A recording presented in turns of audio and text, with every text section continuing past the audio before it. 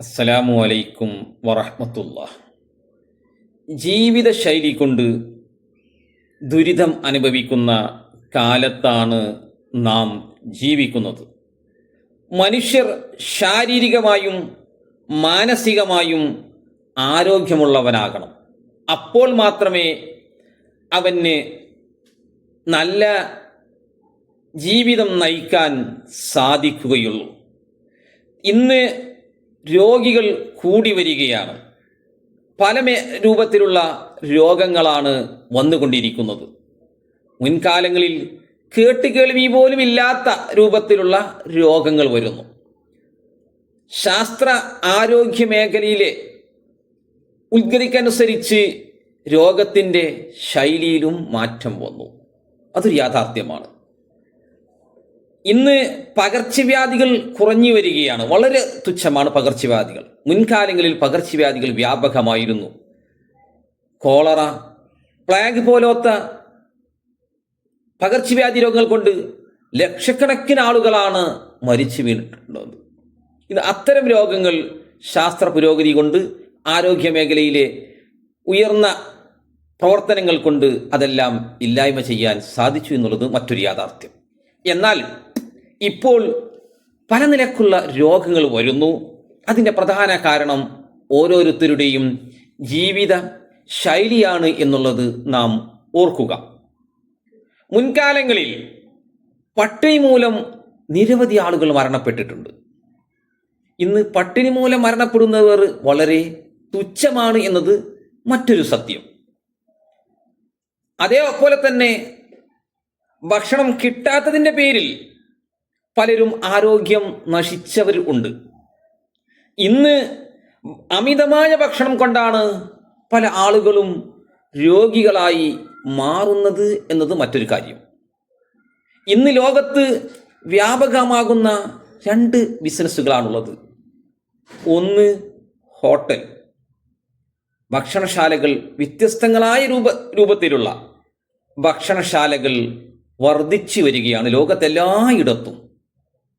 പുതുപുത്തൻ ഭക്ഷണ വിഭവങ്ങളാണ് ഓരോരുത്തരുടെയും തീന്മേശകളിലേക്ക് വലിഞ്ഞു കയറിക്കൊണ്ടിരിക്കുന്നത്. അതോടൊപ്പം ഉണ്ടാകുന്ന മറ്റൊന്നെന്താണ്? രോഗങ്ങളും വർദ്ധിക്കുന്നു എന്നുള്ളത്. ഭക്ഷണം കഴിക്കുമ്പോൾ ആരോഗ്യമുണ്ട് എന്ന് പലരും കരുതുന്നു. മറിച്ച് ആ ഭക്ഷണം കഴിച്ചത് കൊണ്ടാണ് പലരും രോഗികളായി മാറുന്നത്. ഇന്ന് ഓൺലൈനുകളുടെ കാലമാണല്ലോ.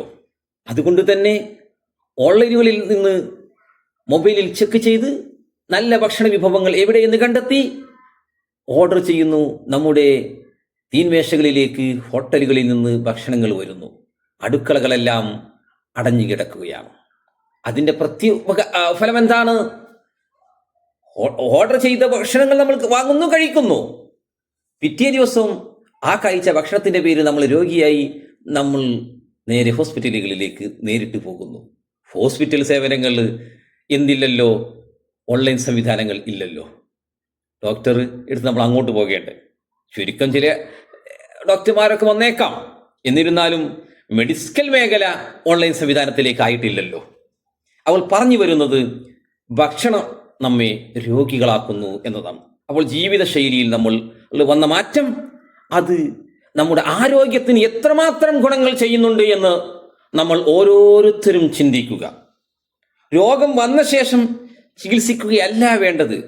രോഗം വരാതെ സംരക്ഷിക്കാനായിരിക്കണം നമ്മൾ ശ്രമിക്കേണ്ടത്. അതിനനുസരിച്ചുള്ള ഭക്ഷണങ്ങളായിരിക്കണം നമ്മൾ കഴിക്കേണ്ടത്.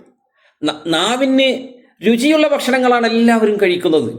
പക്ഷേ അത് നമ്മുടെ ആമാശയത്തിന് ദഹിപ്പിക്കാൻ കഴിവുള്ള, ശരീരത്തിന് പോഷകഗുണം നൽകുന്ന ഭക്ഷണം ആണോ എന്ന് നാം ആരും ചിന്തിക്കുന്നില്ല എന്നത് മറ്റൊരു കാര്യം.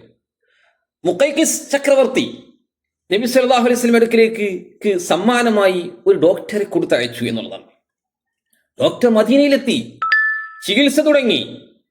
3 മാസത്തോളം അദ്ദേഹം മദീനയിൽ താമസിച്ചു. പക്ഷേ ഒരു രോഗിയെപ്പോലും അദ്ദേഹത്തിന് ലഭിക്കുന്നില്ല. ആരും രോഗം ഉള്ളതായി അദ്ദേഹത്തിൻ്റെ ഡോക്ടറെ അടുക്കൽ വരുന്നില്ല. 3 മാസം കഴിഞ്ഞപ്പോൾ വന്ന രാജാവിൻ്റെ ചക്രവർത്തിയുടെ അതിഥിയായി വന്ന സമ്മാനമായി വന്ന ആ ഡോക്ടർ നബി സല്ലല്ലാഹു അലൈഹി വസല്ലം ചോദിച്ചു, ഞാൻ തിരിച്ചു പോവുകയാണ്, ഇവിടെ എത്തിയതിനു ശേഷം ഒരാൾ പോലും എൻ്റെ അടുക്കൽ വന്നിട്ടില്ല, നിങ്ങൾ എന്താണ് ഇവർക്ക് നൽകുന്നത് എന്ന് ചോദിച്ചു. അപ്പോൾ നബി സല്ലല്ലാഹു അലൈഹി വസല്ലം പറഞ്ഞു, ഞാൻ അവർക്ക് ഭക്ഷണത്തിൻ്റെ മര്യാദ പഠിപ്പിച്ചു കൊടുത്തിട്ടുണ്ട്. അപ്പൊ ഡോക്ടർ ചോദിക്കാണ്, എന്ത് മര്യാദയാണ് അങ്ങ് പഠിപ്പിച്ചു കൊടുത്തത്? അപ്പോൾ നബി സല്ലല്ലാഹു അലൈഹി വസല്ലം ആ ഡോക്ടറോട് പറഞ്ഞു, ഭക്ഷണം മര്യാദ ഞാൻ അവരെ പഠിപ്പിച്ചത് വിശന്ന ശേഷം ഭക്ഷണം കഴിക്കുക, നമ്മുടെ വായിൽ വച്ചിരിക്കുന്ന ഭക്ഷണം ചവച്ചരച്ച് വിഴുങ്ങിയ ശേഷമേ രണ്ടാമത്തേത് എടുക്കാൻ പാടുള്ളൂ. അഥവാ ആർത്തിയോടെ നമ്മൾ ഭക്ഷണം കഴിക്കരുത്. അതേപോലെ തന്നെ നമ്മുടെ വായിൽ വെച്ച ഭക്ഷണം ചവച്ചരച്ചുകൊണ്ടായിരിക്കണം കഴിക്കേണ്ടത്. മിതമായ വായിലിട്ട് കഴിക്കണം. അതുപോലെ തന്നെ ഭക്ഷണം കഴിക്കുമ്പോൾ പലപ്പോഴും വിരുദ്ധാഹാരങ്ങൾ ഉണ്ടാകും. ആ വിരുദ്ധാഹാരങ്ങൾ നമ്മൾ കഴിക്കരുത്. ഇതെല്ലാം എൻ്റെ അനുയായികളെ ഞാൻ പഠിപ്പിച്ചിട്ടുണ്ട് എന്ന് തിരുനബി സല്ലല്ലാഹു അലൈഹി വസല്ലം ആ ഡോക്ടറോട് പറഞ്ഞു. അപ്പോൾ ഡോക്ടർ പറഞ്ഞു, ഈ രൂപത്തിൽ ഭക്ഷണം കഴിക്കുന്ന ഒരു സമൂഹത്തിൽ രോഗികൾ ഉണ്ടാവുകയില്ല, അതുകൊണ്ട് ഇവിടെ രോഗികളില്ല, ഞാൻ എൻ്റെ നാട്ടിലേക്ക് തിരിച്ചു പോവുകയാണെന്ന് പറഞ്ഞ് ആ ഡോക്ടർ പോവുകയാണ് ഉണ്ടായത്. അപ്പോൾ നമ്മൾ മനസ്സിലാക്കുക, നമ്മുടെ ഭക്ഷണമാണ് നമ്മെ രോഗികളാക്കുന്നത്. അപ്പോൾ ജീവിതശൈലി കൊണ്ട് പ്രയാസം അനുഭവിക്കുന്നവരാണ് നാം. ഈ കാര്യങ്ങൾ നമ്മൾ പഠിക്കണം. നമ്മുടെ രോഗങ്ങൾ പലതും നാം വിളിച്ചു വരുത്തുന്നതാണ്. ആ രോഗങ്ങൾ എങ്ങനെ വരുന്നു? നാം പണം കൊടുത്തു വാങ്ങി കഴിക്കുന്ന ആഹാരത്തിലൂടെയാണ്, ഭക്ഷണത്തിലൂടെയാണ് നമ്മൾ രോഗങ്ങൾ ചോദിച്ചു വാങ്ങുന്നത്. അപ്പോൾ ഭക്ഷണം നമ്മൾ കഴിക്കണം. ആരോഗ്യം നിലനിർത്താൻ വേണ്ട, ആരോഗ്യത്തിന് ഉപകാരപ്പെടുന്ന ഭക്ഷണങ്ങളായിരിക്കണം കഴിക്കേണ്ടത്. ആരോഗ്യം നശിപ്പിക്കുന്ന, അതല്ലെങ്കിൽ ഒരു ഉപകാരവുമില്ലാത്ത രുചി മാത്രം നോക്കിക്കൊണ്ട് ഭക്ഷണങ്ങൾ ഒരിക്കലും കഴിക്കരുത്. അതും ഒരേ ഭക്ഷണങ്ങൾ മാത്രമല്ല കഴിക്കേണ്ടത്, വ്യത്യസ്തങ്ങളായ ഭക്ഷണങ്ങളായിരിക്കണം കഴിക്കേണ്ടത്. പച്ചക്കറികൾ വേണം, മാംസങ്ങൾ വേണം, മത്സ്യങ്ങൾ വേണം. അതേപോലെ വ്യത്യസ്തങ്ങളായ ആഹാരങ്ങളായിരിക്കണം നമ്മൾ കഴിക്കേണ്ടത്. പച്ചക്കറികളും ഫ്രൂട്ട്സുകളുമെല്ലാം നല്ലവണ്ണം നമ്മൾ കഴിക്കണം. അത് നമ്മുടെ ആരോഗ്യത്തിന് ഉപകാരങ്ങളാണ്. അതേപോലെ നട്സുകളൊക്കെ നമ്മൾ കഴിക്കുമ്പോൾ നമ്മുടെ ആരോഗ്യത്തിന് ഉപകാരപ്രദങ്ങളാകുന്നത് നമ്മൾ പ്രത്യേകം മനസ്സിലാക്കുക. അതുപോലെ തന്നെ കഴിക്കുന്ന ഭക്ഷണത്തിന് മര്യാദകൾ പാലിക്കണം, സമയങ്ങൾ പാലിക്കണം. കിട്ടുന്ന എന്തും നമ്മൾ വലിച്ചു കഴിക്കുക എന്നുള്ളത് നല്ലതായ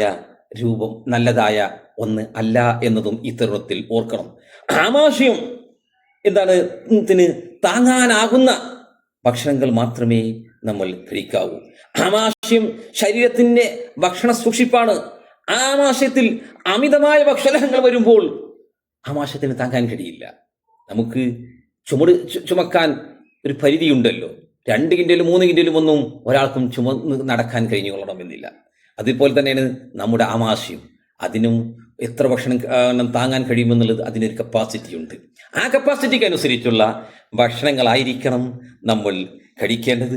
അങ്ങനെ ശീലമാക്കുമ്പോൾ നമ്മൾ ആരോഗ്യമുള്ളവരാകും. വിശുദ്ധ റമദാനിലൊക്കെ നമുക്കറിയാം, ചിലപ്പോൾ ചെറിയ ചെറിയ ക്ഷീണങ്ങളൊക്കെ അനുഭവിക്കും, സ്വാഭാവികമാണ് ഭക്ഷണം കിട്ടാത്തതിൻ്റെ. എന്നാൽ അതുകൊണ്ട് നമ്മുടെ വലിയ ആരോഗ്യ വീണ്ടെടുപ്പ് ഉണ്ടാകുന്നുണ്ട് എന്നുള്ളത് മറ്റൊരു കാര്യം. അതെല്ലാവരും സമ്മതിച്ച, ശാസ്ത്രലോകം പോലും മുക്തകണ്ഠം പ്രശംസിച്ചതാണല്ലോ. കാരണം ആമാശയം കാലിയാകുമ്പോൾ നമ്മൾ ആരോഗ്യമാനായി മാറുന്നു. അള്ളാഹു നമുക്ക് നല്ല ആരോഗ്യം നൽകുമാറാകട്ടെ.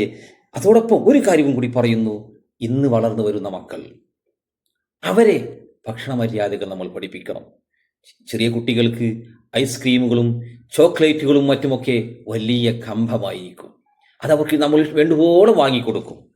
അവസാനം എന്താ ഉണ്ടാകുന്നത്? അവർക്ക് അവരുടെ ആരോഗ്യത്തിന് ഉപകാരപ്രദമാകുന്ന ഭക്ഷണങ്ങൾ അവർ കഴിക്കില്ല.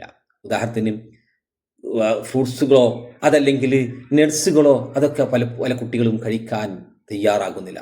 മാംസാഹാരങ്ങൾ കഴിക്കുന്നില്ല. എന്തേ കാരണം? ഈ ചോക്ലേറ്റുകളൊക്കെ തന്നെയാണ്. അപ്പോൾ അത് കുട്ടികളുടെ ആരോഗ്യത്തെ നശിപ്പിക്കാൻ കാരണമാകുന്നത് കൊണ്ട് തന്നെയാണ് കുട്ടികളെ ചെറുപ്പത്തിലെ ഭക്ഷണ മര്യാദകൾ നമ്മൾ പഠിപ്പിക്കാൻ തയ്യാറാകണം. പുതിയ സമൂഹത്തെ ആരോഗ്യവാന്മാരാക്കാൻ നാം ഇപ്പോഴേ ശ്രമിക്കണം എന്ന് പറഞ്ഞുകൊണ്ട് നിർത്തുന്നു. അസ്സലാമു അലൈക്കും വറഹ്മത്തുള്ളാഹി വബറകാതുഹു.